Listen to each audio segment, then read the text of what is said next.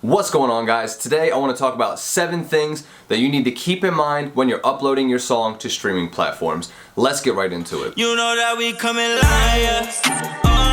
I'ma keep praying to God, tell those little niggas stop it.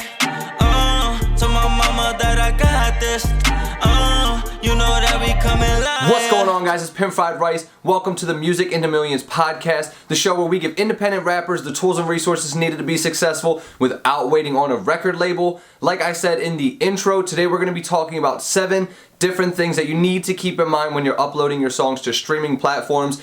It will make the process easier for you. You won't have your song be not approved, and things should end up in the stores when you want them to be there. Before we get into the video, guys, make sure you like this video, subscribe to the channel, and hit the notification bell. Join the Music into Millions family. I'd love to have you a part of it.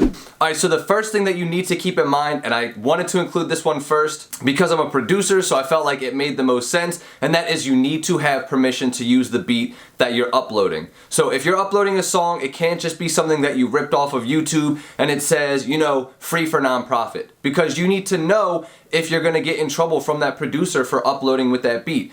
Reach out to that producer. If it's a beat you found on YouTube, reach out to them, say, hey, I plan on uploading this song. You can even send them the song. Do I have your permission, or what do I need to do in order to be able to upload this song to streaming platforms? Don't just assume that they're gonna be okay with it. Make sure you at least build that connection. Don't just, assume that people are gonna allow that. So make sure you have permission. That way you don't get copyright strikes, or you don't just build a bad relationship with a producer who you could have had a good relationship with.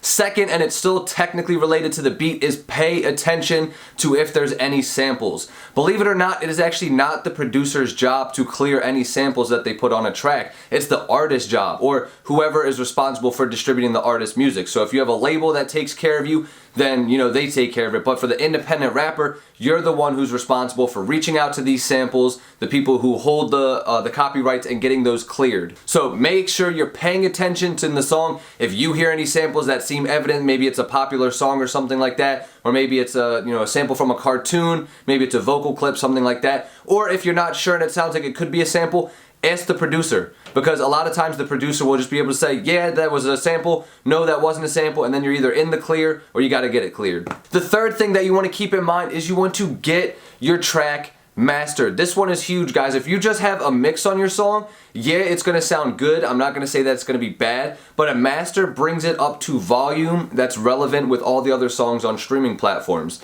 One of the problems with a lot of independent rappers and musicians releasing music is the volumes are all over the board. Some songs are really loud and really compressed and in your face, and some songs are really quiet, and even when you have your phone volume turned all the way up, you can still barely hear it. So that's something you want to keep in mind, is you want to master your tracks, because mastering is different than mixing, and I've done videos on that before, so I'm not going to go too deep into that right now, but get your track mastered. Bring it up to volume. Make sure that it's up to the same quality that all the other songs you hear on the radio and playlists and everything else. So keep that in mind. Get your track mastered. This is one I actually learned from a DJ in an interview that I did with the 610 Problem a long time ago, back when I first started this YouTube channel. But that is to have a clean version and an explicit version of your song. And the reason for that is, if you have an explicit version, obviously that's the one that most people are going to listen to. Like when most people are listening to music, they don't really care to have a clean version. But if you have a clean version, that now opens the door for radio play. That opens the door for sync licensing opportunities, which, if you don't know, sync licensing is when your song gets played in movies, video games, commercials, different stuff like that. But a lot of times, commercials, websites, movies, video games, they may not be able to play explicit music, or maybe if they're using it for a trailer, they may not want to use the explicit version so they can attract more people. Have a clean version. Your song just has more opportunities to be put out into the world if you have a explicit version and you have a clean version. Make sure you have both when you leave the studio. And all you got to do is ask whoever engineered your song, mixed it, to just say, hey, take out all the curse words. You could either cut them completely, or you could just do like that little like effect and everything like that. Both work. Just get rid of the the dirty things in the song. Have a clean version.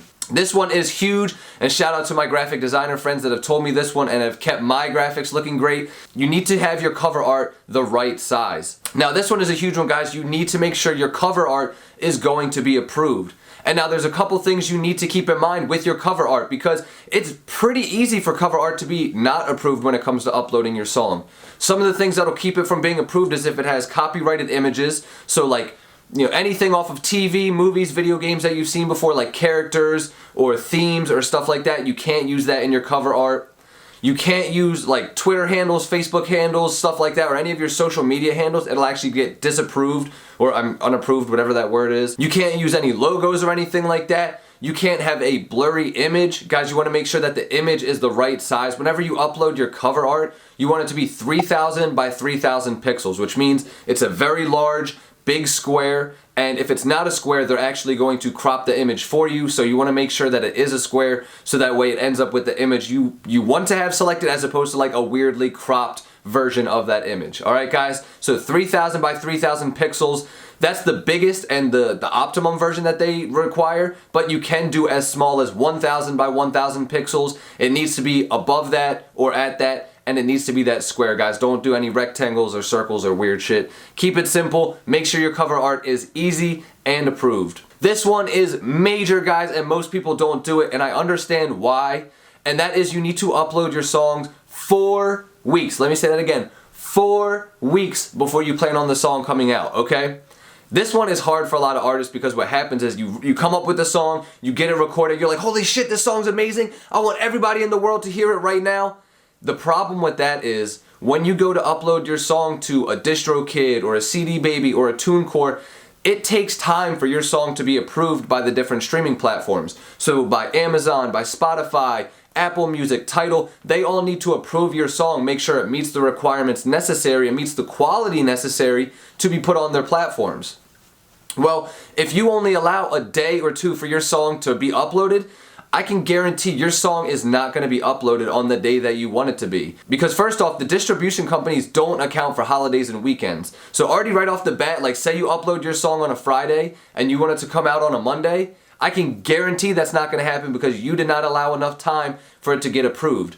They literally tell you on your distribution platforms when you're uploading your song, you need to have 4 weeks to allow everything to approve in time. And then that allows you to send out a pre-save link for your fans, so people can start to pre-save the song, so that way on the day that the song actually drops, people are going to be listening to it, enjoying it, streaming it, so that way Spotify and all the other streaming platforms know that your song is liked and that it's well received, so they'll actually give it some extra boost and engagement. But that is a major one, guys. Allow 4 weeks for your song to be uploaded to these distribution companies. And now, quick side note, guys, if you are not signed up for a distribution company, you should be signed up, because that's how you get your music onto streaming platforms. In the next episode, I'm actually going to show you guys how to upload to DistroKid, which is the distribution company that I use for my music. They are a phenomenal company. I highly recommend using them. And if you guys do want to join DistroKid, I actually left a link down there in the description box for you, where you can get 7% off your first year as a DistroKid member if you click that link down below.